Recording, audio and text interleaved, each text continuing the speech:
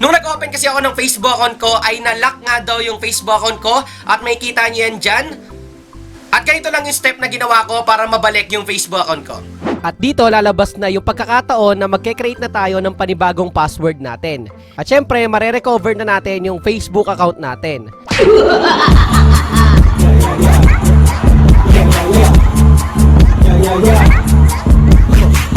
What's up sa inyo mga katropa? Kamusta kayo? At kamusta naman ako? You know, ngayong araw na to ay magkakaroon na naman tayo ng isang simpleng tutorial na kung saan pag-uusapan natin kung paano nga ba mare-recover ang isang na-lock na Facebook account ngayong 2022. Ngayong araw din na to ay ituturo ko sa inyo ang pinakamabilis at pinakamadaling paraan para ma-recover nyo agad ito. Nung nag-open kasi ako ng Facebook account ko ay na-lock nga daw yung Facebook account ko at may kita nyo yan dyan. At ganito lang yung step na ginawa ko para mabalik yung Facebook account ko. Based kasi sa pag-recover ko ng aking sariling FB account na na-lock, ay umabot lang ito ng within 10 minutes at nabalik ko na agad at na-recover yung Facebook account ko. Kaya kung gusto mo matutunan yung tutorial natin sa araw na to, make sure na panoorin mo tong video na to simula umpisa hanggang dulo. At bago tayo magsimula, baka pwede naman bigyan mo ako ng isang malupit na like button dyan. You know? Ngayon, simulan na natin yung tutorial. Pagbukas ko nga ng Facebook account ko, yan, nakalagay nga is, Steve Mark, your account has been locked. We saw unusual activity on your account. So dito, may nagtatry nga na mag-access or mang-hack ng Facebook account ko, kaya na-lock yung Facebook account ko. So mapapansin nyo dyan, January 19, 2022. So ganito yung dapat na gawin ninyo, kapag nangyari sa inyo to, ganito yung gawin nyo para ma-recover. Pindutin nyo yung nasa baba, yan, yung get started. At lalabas yung next steps to unlock your account is to secure your login details. Yung password, yung email, and also your contact number. So dito, next natin. Ayan. So dito, nakalagay nga dito yung emails and also phone numbers na nakabind or nakakonect sa Facebook account natin. So dito, pipindutin lang natin yung nasa baba, which is yung next. Yan, pindutin natin. At dito, lalabas nga yung select emails and phone numbers to remove. So dito, lalabas yung mga phone numbers and also emails. Kaso nga lang, kapag dito is meron kayong hindi na-recognize or hindi sa inyo yon, pwede nyong tanggalin or i-remove. So pindutin nyo lang yung box na nasa gilid, checkan nyo lang at pindutin yung remove. Mas maganda yon para hindi sa kanila mag-send yung code. Pero kung okay naman yung mga nakabind na phone numbers and emails, ay pindutin nyo lang yung don't remove anything. At dito lalabas na yung pagkakataon na magke-create na tayo ng panibagong password natin. At syempre, mare-recover na natin yung Facebook account natin. Sa pag-create nga natin ng Facebook password natin, i-make sure lang natin na isulat sa malinis na papel or sa notepad para hindi natin makalimutan yung password natin. At the same time, mag-isip tayo ng password na unique or mahirap mahulaan ng ibang tao. At ngayon, maglalagay na tayo ng panibagong password. At ayun nga, kapag okay na tayo sa bagong password natin, pindutin natin yung Save Changes. At dito, i-double check na natin yung contact details ng Facebook account natin. At kapag close natin, finally, na-unlock na nga natin yung Facebook account natin. At syempre, magagamit na ulit natin ito. Ang nakalagay ay you have unlocked your account, so you secure your login details and you can use your Facebook again.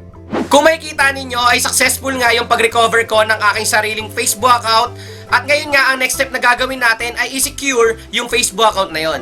Kailangan natin gawin yung step na to para hindi na magka-problema sa susunod yung Facebook account natin. At ganito lang yung kailangan yung gawin. Dahil nga okay at na-recover na natin yung Facebook account na na-lock, ay ang una nating gawin na best way ay i-review yung recent activity na ginawa sa Facebook account natin. So pindutin natin yung review recent activity. Ayan. Maglo-load lang yan. Saglit. At dito nakalagay is, Hi Steve Mark, let's secure your account. So dito, pindutin natin yung get started. So mapapansin nyo, magda-download lang yan ng saglit. At dito, ang gagawin lang natin ay i-review yung activity na ginawa sa Facebook account natin, yung mga pinopost, comment, and also yung mga naging friends natin. So yan, patapos na. Actually, itong step na to ay sobrang halaga para malaman natin kung pinakailaman nga ba ng ibang tao yung Facebook account natin. At ngayon, lumabas naman yung keep your account secured. So dito nakalagay yung page and also yung mga inad natin. At ngayon, kapag okay naman, para makaproceed tayo, pindutin natin yung continue. Ayan. So ngayon, lalabas naman dito kung meron nga ba tayong mga email address na nakikita sa baba na hindi natin na-recognize or hindi natin alam kung kanino yon. Since okay naman yung mga email na pinakita sa akin ni Facebook, ay wala kong i-remove dyan. At ang pipindutin ko lang ay continue. So kapag may gusto kayong tanggalin, iselect nyo lang and also pindutin yung remove. Dahil okay naman yun sa akin, pipindutin ko na yung continue. Ayan. So ngayon, lalabas naman yung mga page na ni-like and follow mo noong mga nakaraang araw. So dito lumabas yung High Minds, Motor Trade, and also Honda na ako yung mismo yung nag-like and follow. So hindi pinakailaman ng ibang tao to. Dahil okay naman yung mga pages na ni-like at finalo ko, pipindutin ko lang ulit yung continue. Ngayon naman, proceed naman tayo sa people na finalo ko at inad ko sa Facebook. So kung meron kayong hindi natatandaan na inad nyo sa Facebook, ay pwede nyo silang iselect at i-remove. So maa-unfriend sila at mawawala sila sa mismong friends nyo sa Facebook account ninyo. So maganda yon kasi merong mga hacker na biglang nagiging friend ninyo at mapakilaman yung Facebook account ninyo. So iselect nyo lang at pindutin yung remove. So ngayon, continue naman tayo.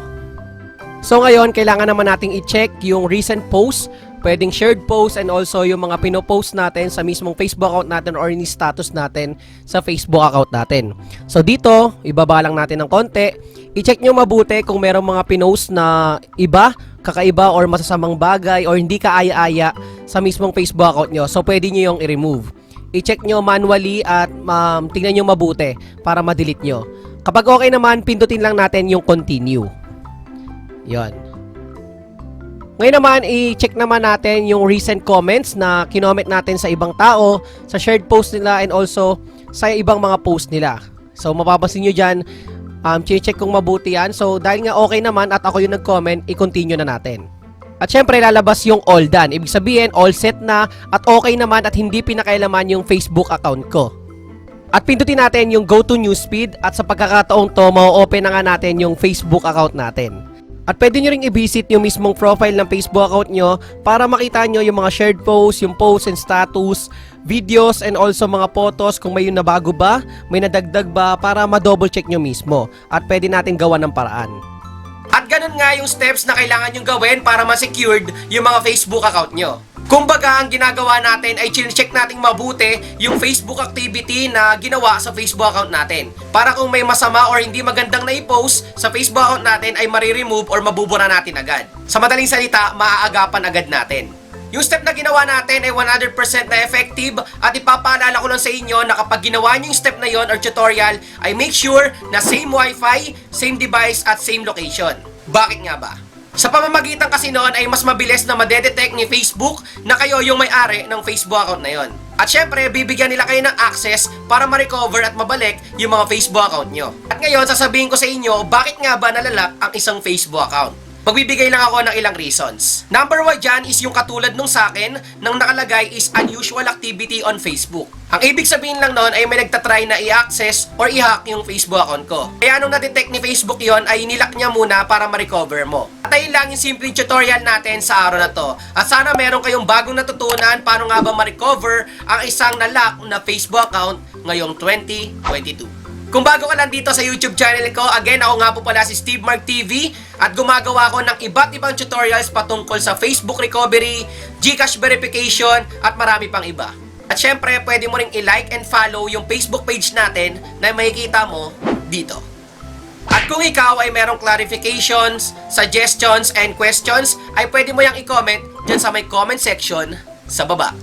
Peace out! Like, comment, and subscribe! Peace! One love! Thank you.